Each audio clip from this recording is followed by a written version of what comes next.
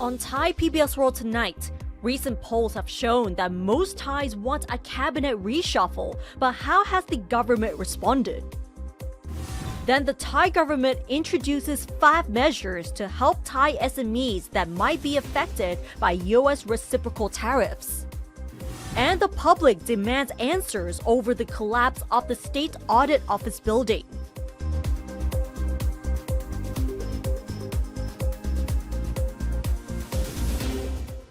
And good evening and welcome to Thai PBS World Tonight. I'm Nabuna. I'm Frankanchi. And before we begin the program, we would like to bring you a very important news story. Pope Francis has died at the age of 88 earlier today, only just one day after delivering an address on Easter. And this is a huge news story all over the world, and people are actually in mourning at the moment because they have lost a very important religious figure. Yes, and it's a very sorrowful day, of course, for Catholic members and Christians because, of course, Pope Francis was the head of Catholic Church and, of course, the Christian figure here. And I think, of course, everyone right now is mourning because we lost a religious leader in the world. And actually, this is also significant to Thai people who are Christians as well, because back in 2019, Pope Francis made a visit to Thailand as well, and that was a huge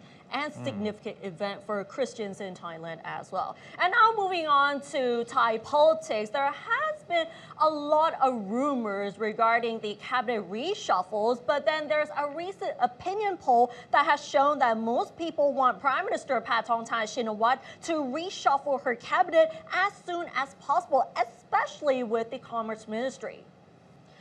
A NIDA poll gathered opinions of 1,310 people of different educational and professional backgrounds between April 5th and 9th about whether it is time for a cabinet reshuffle under the Paetongtarn administration. About 48% of the respondents say that it is time for a shakeup. 60% say that it is not yet necessary, while 50% say that the Prime Minister should wait for another 3 months, while 10% say a reshuffle should take place 6 months from now. And when asked which of the ministries that are in urgent need of changes, the number one ministry is the Commerce Ministry, which got around 57% of the respondents, and that is followed by the Ministry of Agriculture, the Finance Ministry, the Prime Minister's Office, Labor Ministry, Interior Ministry, Defense Ministry, Transport, Education, and the Justice Ministry. So out of all the ministries that they've been asked, the Commerce Ministry came out on top. And the current cabinet was officially appointed on September 3rd last year. And after more than 7 months in the office, the government has, however, come under heavy fire from the opposition and critics for failing to fulfill its campaign promises and policies, among them, which is the 400 baht minimum wage, the 25,000 baht starting salary for university graduates, and the reduction of electricity charges. The prices of main agricultural products such as rice, rubber, tapioca, and sugarcane have dropped substantially, though, compared to last year. And in terms of the reactions towards the cabinet reshuffle rumors and the poll results, Deputy Secretary General to the Prime Minister for Political Affairs, Somkit Cheokong, commented on the polls. He said that the polls reflect opinions of only 1,300 people, which is still a very small group of people, and that the authority to reshuffle the cabinet lies on the Prime Minister. He said that so far, the Prime Minister has not said anything about the possible cabinet reshuffles. And when asked about the appropriate timing to reshuffle the cabinet, he said that he is still not sure. However, he said that from his opinion, cabinet reshuffles are normally done after the annual budget bill is submitted for its first reading, which is scheduled to take place in late May. So that means a possible reshuffle may take place in June. And he even went on to say that the cabinet reshuffles are actually normal. Amid speculations of cabinet reshuffles, especially with rumors that the Pheu Thai Party and its coalition member, the Phum Chai Thai Party, are at odds, Interior Minister and Phum Chai Thai Party leader Anutin Charnvirakul said that he is not worried about the rumors. He even said that as a coalition partner, the Phum Chai Thai Party has voted in support of 2 Prime Minister candidates from the Thai Party already, and that they are still on good terms. He also said that the Prime Minister has not said anything about the possible cabinet reshuffles, and recently Prime Minister Paetongtarn Shinawatra has also denied the rumors that there will be another cabinet reshuffle this time soon. But then, with rumors and the poll results coming out, people have already speculated as to who will be kicked out from the ministerial seats. That's just the demand, actually, from the People's Party, because the opposition just monitor all those promises that Thai Party or the coalition party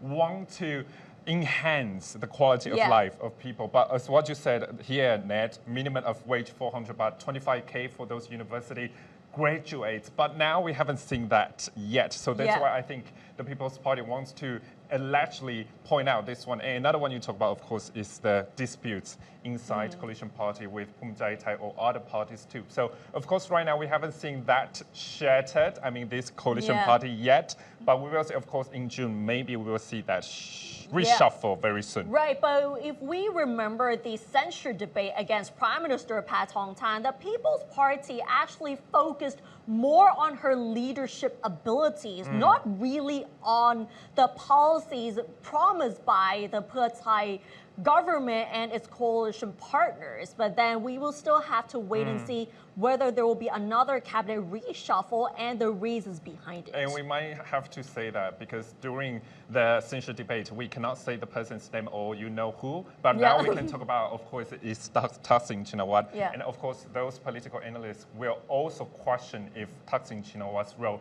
behind this reshuffle game here. Another part that we have to talk about, of course, is tariff, because of course United States President Donald Trump already revealed that tariff at 36% on Thailand-made product. But now, of course, I think Thailand's government might listen to those experts about give incentive to SMEs in Thailand, and let's see what the government promised to SMEs.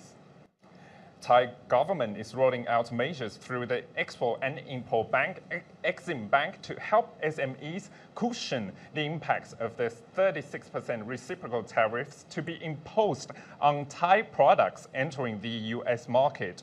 Citing the information from the SMEs Promotion Office, Deputy Government spokesperson say that about 3,700 Thai SMEs which exported goods worth about $7.6 billion to the US are expected to be hard hit by the tariffs once they come into effect. The Exim Bank has set up an export clinic offering assistance to SMEs exporting goods to or importing them from the US. SME debtors will have their repayment periods extended to a maximum of 1 year and will receive interest rate reductions as well as additional credit to improve their liquidity. The bank will also provide advice and consultation on how best to cope with the increased tariffs. This will help SMEs find new markets by supporting participation in trade exhibitions and will help to cover 75% of any damage incurred as a result of their foreign customers defaulting on payments for goods exported. Total Thai exports last year are estimated at over $300 billion, including $55 billion to the US. The deputy spokesperson said that the government is helping Thai SMEs to cope with the new trade challenges and has confidence in their ability to adapt and survive. Meanwhile, People's Party Deputy Leader Sirikanya Dansakul said that she expects that it will be 2 to 3 months before the actual amount of reciprocal tariffs on Thai exports to the US is known. While waiting for the end of the current 90-day pause in the imposition of the tariffs, she suggested that the government review its budget for the 2026 fiscal year in reaction to the US tariffs. The Thai delegation, led by Finance Minister Pichai Chunghat-Wachira, left Bangkok late last week to negotiate with the U.S. to ease the full impact of the 36% reciprocal tariffs imposed on Thai exports to the U.S. market. The talks are expected to take place on April 23rd in Washington, D.C., so it's April 24th in Thailand time.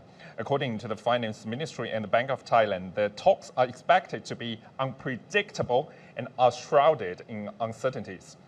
The Thai delegation has prepared a set of 5 measures to be proposed to their American counterparts. These include the opening of the Thai market and import tax cuts for U.S. farm products under the framework of the U.S. National Trade Estimate 25, increased imports of US-made products which cannot be locally produced in Thailand, tighter screening of exported products from Thailand, promotion of Thai investment in processing industries in the US, and lastly, cooperation between Thailand and US on mutually supported industries. And of course, right now, Thailand's government already say that they will give measures to help SMEs, Thai SMEs, to overcome in this period in terms of course, debt extension for another year, 75% damage. But actually, I interviewed JFCCT chairwoman. She said that actually Thai SMEs, they need tax relief, loan access to get loan easily. But right now, of course, we haven't seen that measures coming yet. Right, and the government has been trying to roll out these measures to alleviate the burden for Thai SMEs because the reciprocal tariffs are pretty harsh on Thailand as well as many other countries around the world. But this will depend on how the Thai delegation will negotiate with the American counterparts as well, because there are other countries already that have been trying to compromise in terms of how they will deal with these tariffs as well. And mark down on Thursday, this Thursday, because we will see some initial results after that negotiation. Exactly, and it has been 3 weeks since the earthquake on March 28th, which led to the collapse of the State Audit Office here in Bangkok. Yet the investigation into the cause of the collapse, including the irregularities behind the construction, is still up in the air. And recently, the Anti-Corruption Organization of Thailand, or the ACT, is demanding answers from the government on a number of disturbing questions related to the collapse of the State Audit Office building, and has called on the government to speed up the investigation. The organization's president wrote in his open letter published on the ACT website that Prime Minister Paetongtarn Shinawat's statement on the tragedy was a disappointment because she did not touch on the possibility of corruption in the project or give a time frame for when the probe into the collapse of the building would be completed and its conclusions announced to the public. The anti-corruption organization said that they want clear answers from these questions, and the questions include: was the design of the building up to standard? Who was responsible for the design? Which engineers and architects were responsible for supervising the construction? Were the materials used in the construction checked regularly? Did the contractors make any mistakes in the construction? Was the collapse of the building due to corruption? Who was responsible and who should be punished? And who should now be responsible for the overhaul of the current procurement processes and related laws to prevent corruption and to make sure that this tragedy will not be repeated? The ACT expects answers from the government and the State Audit Office by April 28th if they are to regain public confidence. Meanwhile, 3 samples of rebar collected from the site of the collapsed building have been tested by the Iron and Steel Institute of Thailand, and they are found to be substandard. A spokesman for the industry ministry said that the testing process is straightforward, and if it is discovered that any type or brand of the rebar is substandard, the manufacturers would be held accountable. This would mean that their production licenses would be revoked and their production plants will be closed down as well. And it was reported earlier that some of the rebar used in the building construction produced by a Chinese company based in Thailand have been found to be below the standard. And previously, a fact-finding committee has indicated that the collapse of the State Audit Office building might be related to a mistake in the design of the elevator shaft.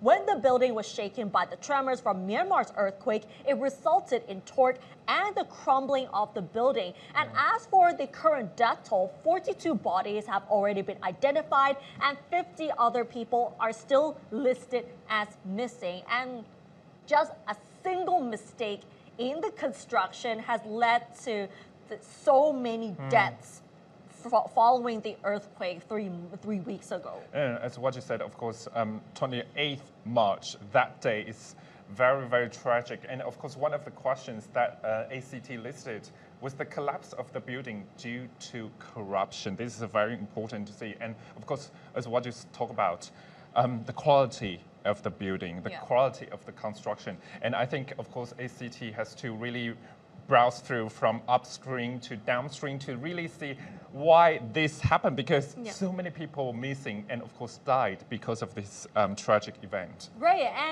and because of the collapse of the building, it has unraveled so many other disturbing issues, whether it's corruption, the use of substandard materials, and recently I had a chance to talk to Dr. Suchit Wee, who's a former engineer, and he even said that this is considered crazy because normally if you construct a building with a good structure, there's no way that it's going to collapse this way. Yes, and of course, as what you said, experts, professionals, they already pointed out all the, as what you said, the construction, the quality, the material quality there. What is the caveat and what happened really there? We will see, of course, 28th April ACT might give us the detailed report, and we will wait and give you a report. Another part, let's turn the page to multinational cooperation. And today, Prime Minister Paetongtarn Shinawatra made a keynote speech during the opening ceremony of the 81st session of the UN Escape meeting in Bangkok. During her speech today, Prime Minister Paetongtarn noted that the world is facing numerous global challenges, from natural disasters, geopolitical tensions, economic volatilities, and climate change, which affect people across regions. Therefore, addressing and solving these issues require all countries to strengthen cooperation at all levels. As such, multilateral agreements and cooperation such as UN, Escape, ASEAN, BIMSTEC, and ACD are more crucial than ever. Paetongtarn further stated that Thailand aspires to be a regional development partner and an engine for sustainable growth across Asia and the Pacific, and has listed 3 strategic priorities. First is to be the kitchen of the world, where Thailand is committed to ensuring food security through agricultural transformation using innovation, technology, and precision farming. Second is to develop a creative economy through cultural industries, design innovation, wellness tourism, and even community-based tourism. Third is to build advanced and sustainable industries through green transition, promoting low carbon and eco-friendly solutions with the aim to achieve carbon neutrality by 2050 and net zero emissions by 2065. The Prime Minister also said that these priorities are not only shaping Thailand's path towards sustainable development, but they are also contributing to stronger regional supply chains, cross-border services, and expanded cooperation in green technology. So, of course, amid uncertainties in the economy and right now climate change too, we see a lot of uncertainties, no matter it's economic slowdown, flooding in Thailand, not just in Thailand to Malaysia too, and how can all countries in the region work together and push for that, of course, sustainable development and urban development too. Of course, we talk about urban heat, we talk about flooding, drought in Thailand very frequently. So how can all countries work together to find the solution is the key. And the strong collaboration between several countries around the world is very important right now, because a lot of these challenges go beyond borders already, whether it's climate change, the economic uncertainties, and geopolitical tensions as well, because everyone has been affected, especially we've been talking about the tariffs that have been imposed by President Donald Trump. Like, pretty much every country has been affected. All right, and now let's talk about the social media drama. While road accidents in Bangkok are sadly way too common, road rage incidents involving the rich and powerful still occur here and there. And this time it involves a son of a local politician of Pathum Thani province who is also contesting in a local election next month. So the son of a local politician in Pathum Thani province who was involved in a road rage incident which went viral on social media on Thursday was charged with 3 offenses and fined 2,000 baht for each. Samithipat Lee Nawarat, who's the son of Grisada Lee Nawarat, the mayor of Thanyaburi sub-district, reported to highway police in Pathum Thani to be charged with reckless driving, driving with an unlicensed vehicle, and driving on an expired driving license. The suspect pleaded guilty to all three charges, paid the fines, and was released. Grisada, who accompanied his son to the police station, told the media that his son had already apologized to the elderly couple. Both sustained serious injuries, with the husband still in a hospital ICU with broken ribs. In fact, Samithipat is standing for a seat on the Thanyaburi Sub-District Council in an election next month. The local election commission office said that the traffic violation charges will not affect his candidature. Yet the viral road rage incident sparked outrage among the public because this is actually not the first time where the rich and powerful commit road offenses, many of whom try to escape their wrongdoings using their connections. And so far, Samithipat and his father went to apologize to the families of the elderly couple and reportedly said that they are willing to take responsibility for the medical costs and the damages to their vehicles. However, the daughter of the elderly couple felt that his apology sounded insincere. This was when a social media activist, Kanjom Palang, who came in support of the elderly couple, demanded answers from him as to why he did not call an ambulance on the day of the incident.